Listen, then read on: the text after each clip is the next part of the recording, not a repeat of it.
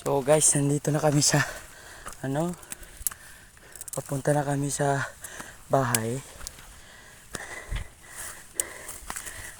Meron na kami nakuha pero hindi naman masyadong karamihan. Medyo maliit lang yung nakuha namin. Pero okay lang kasi may ulam na kami ngayon. Yan kahirap kapag wala ka pang trabaho. Pero okay lang, hindi tayo susuko. Yan talagang buhay natin.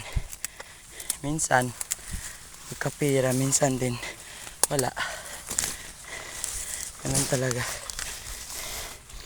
Kahit pa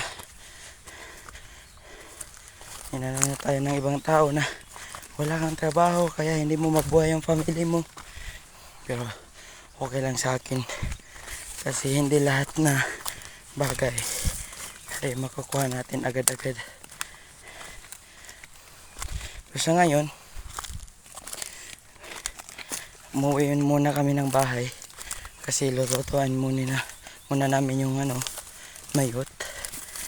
Mamaya update ko kayo pag nagluluto na kami.